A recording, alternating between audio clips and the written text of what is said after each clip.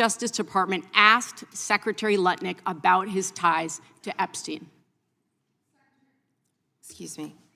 Secretary Lutnick has addressed those ties himself. I'm asking you, has the Justice Department specifically asked Secretary Lutnick about his ties to Jeffrey Epstein? He has addressed those ties himself. Has the DOJ asked Secretary Phelan about his ties to Jeffrey Epstein? I don't know whether he has addressed those or not. Has Deputy Secretary Feinberg talked to the Department of Justice about his ties to Jeffrey Epstein?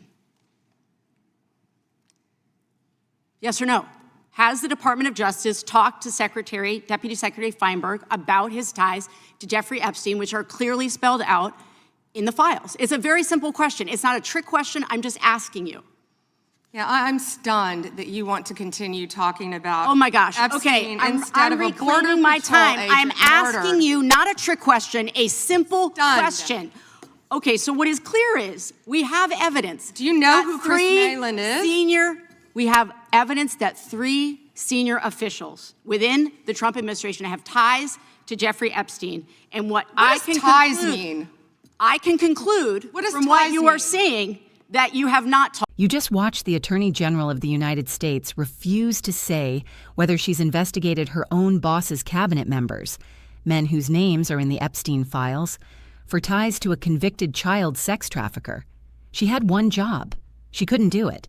If you think the American people deserve answers that powerful people keep refusing to give, hit subscribe, hit like, share this video right now. The survivors in that room are still waiting. Every view is a vote that this matters. Stay with us. Thank you, Mr. Chair. Attorney General Bondi, according to your department, a child is sexually abused in the United States every 9 minutes, and the vast majority of survivors never get justice. And that's one of the reasons why I think the Epstein case has resonated so deeply with so many Americans. And the other reason, I think, is because it has revealed a 2-tiered system of justice. And the powerful are protected, and the survivors rarely get any accountability. And the Epstein files contain evidence of a multi-decade international criminal conspiracy involving some of the wealthiest and the most powerful people in the world. There's evidence of financial crimes, political corruption, sex trafficking, and of course, horrible sexual abuse. And I want to remind everybody, this isn't a game.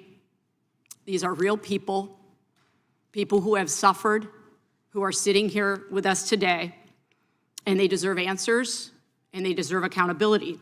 And I'm here to try to get some for them.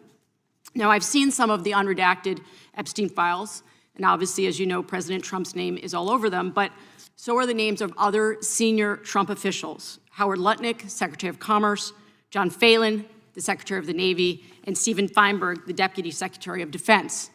These men were appointed by President Trump to senior positions in his administration. All of them have clear and confirmed ties to Jeffrey Epstein. Attorney General Bondi, yes or no, has the... What comes next is even worse. Before we go further, you need to understand what Becca Balint was actually asking about, because Pam Bondi is counting on you not knowing. Commerce Secretary Howard Lutnick told the country last year on a podcast that he had cut ties with Jeffrey Epstein, would never be near him again. That is what he said on the record publicly. The Epstein files released in January 2020 showed those were lies. Emails in those files confirm Lutnick coordinated a family trip to Epstein's private island, Little St. James, the one the world knows as Pedophile Island, in December 2012. That is 4 years after Epstein was convicted of soliciting prostitution from a minor. 4 years. Lutnick took his wife, his 4 children, their nannies, other families. He had lunch with Jeffrey Epstein on that island. Then he went home and told no one for years.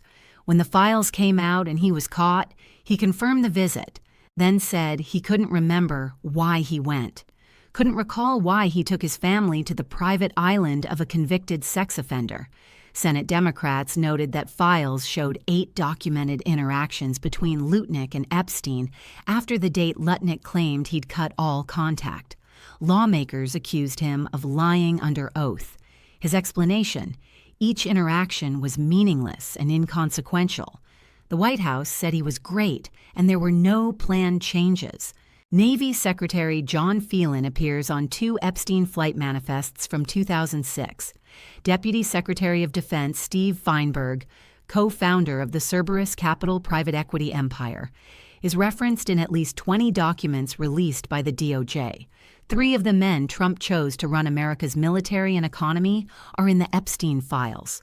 The woman Talk to them. What does ties So, mean? I think Americans would be shocked to learn that you are not interested in talking with these officials who have ties to Jeffrey Epstein. What does across ties the mean? world, Can you define that? across the world, Can you prominent define men ties? who've been Time exposed belongs to in the files have resigned their jobs in disgrace, and that's a good first start. And that same Disgrace is standard, not saying the word this Chris same Malin. standard should apply here. And Americans want accountability. Who is Chris Malin? Was the president he? aware? Please stop talking. It is not your time to ask was he? questions. It is not your time. I'm reclaiming my time, Mr. Chair. One second. Time belongs to the gentlelady from Vermont. Was the president aware of Secretary Lutnick's ties to Epstein when he chose him to lead the Department of Commerce? Was he aware? Chris Malin was a Border Patrol agent. Okay, so He I'm was going to shocked, conclude and that she the president, in never fact, mentioned did him know about his in ties her because he district. was the next door neighbor. Shame on you. Oh, for goodness sakes, You're this from is a tiny, pathetic. This beautiful is state. pathetic, The Mr. committee will Chair. be in order. I am not asking trick questions here. You The got your American 5 people minutes. have a right to know the answers to this. These are senior officials in the Trump administration. This is not a game, Secretary. I'm Attorney General. My apologies, I couldn't tell. By 2008, we knew that Epstein was a convicted sexual abuser. And we now know that Lutnick went to Epstein's Island in 2012. How was that not a deal breaker for the president? And why aren't you asking questions of the Commerce Secretary about what he saw when he was at the island, which he lied about not ever going to? Why are you not asking these questions? And I see that my time is almost expired, so I will say this. game. Do the right responsible for investigating all of this sat in front of Congress and couldn't answer whether she'd ever even picked up the phone. Pam Bondi was not ambushed in that hearing room. She knew every one of those names before she sat down. She chose every deflection on purpose. When Balint asked whether the president knew about Lutnick's Epstein ties when he appointed him, Bondi pivoted to the death of a Border Patrol agent. That's not confusion. That's not incompetence. That is a deliberate tactic. Invoke a fallen officer to make accountability questions look like disrespect. It is a shield made from someone else's tragedy. Then she went further. When Balint said she couldn't tell whether Bondi was the Commerce Secretary or the Attorney General, a sharp but minor jab, Bondi responded, "I couldn't tell," while dripping condescension. An Attorney General who spent 8 years as Florida's top law enforcement officer, who was supposedly hired to pursue justice for the victims of a multi-decade international child sex trafficking conspiracy, responded to accountability questions with mockery. There are Epstein survivors in that room. They are sitting directly behind Pam Bondi. They have been asking to meet with her for over a year. She refused every request. She sat 3 feet from them during a 5-hour hearing and refused to turn around.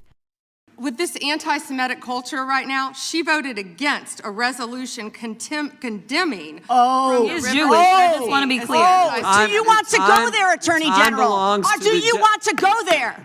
Are Time you belongs to the serious? gentleman Talking from about South anti-Semitism Carolina. to a woman who Lady lost will- her grandfather in the I reclaim Holocaust? my time. I Really? reclaim my time. Really? The committee will be in order. Talk to Jared Wise about anti-Semitism. The ranking member knows that. Can I get like 30 seconds back, you know? Yeah, since I've been. Balint took I think 30 the of whole mine. committee knows I've been very All right, generous, thank in you. making sure everyone gets their 5 minutes in the same. Attorney General, reply I'm to gonna the talk about gentleman sanctions. Do the right thing, Attorney General. Meet with the survivors. That was Balint's final line before yielding back her time. Bondi said nothing. What came next was not nothing. Let's be precise about what just happened, because precision is the only thing that does it justice. Pam Bondi, the Attorney General of the United States, a former prosecutor, a woman who swore an oath to pursue equal justice, used the Holocaust as a deflection tactic. Becca Balint's grandfather, Leopold Balint, was murdered by the Nazis on April 22, 1945, on a forced death march from Mauthausen concentration camp. He stopped to help another prisoner who was too weak to walk. He knew what stopping meant. He did it anyway. He was shot. 2 weeks before the camp was liberated. Balint has carried that story her entire life. She has spoken about it in campaign videos, sermons, editorials, and congressional testimony. Her entire political career is built on the premise that the lessons of the Holocaust, what happens when power is unchecked, when the powerful are protected and the vulnerable are abandoned, are not historical. They are present tense. They are happening right now. And Pam Bondi, when she had no answers left, when she had no deflection left, looked at that woman and called her soft on anti-Semitism. The accusation died on impact. But here is what did not die: the original questions. Has the Department of Justice investigated Howard Lutnick, who visited Epstein's Island after his conviction and lied about it for years? For his ties to Jeffrey Epstein? Has the Department of Justice spoken to John Phelan, whose name is on 2 Epstein flight manifests? Has the Department of Justice spoken to Steve Feinberg, referenced in at least 20 Epstein documents? Yes or no? Bondi never answered, not once. Not for any of the 3. The nation's top law enforcement officer sat in front of Congress, with Epstein survivors seated directly behind her, and refused to confirm whether she had made a single phone call to 3 of the most powerful men in the United States government about their documented ties to a convicted child sex trafficker who ran a multi-decade international sex trafficking network targeting minors. The silence is the answer. Bondi was fired by Trump in April 2026. The files are still redacted. The survivors are still waiting, and the men named in those files are still in their jobs.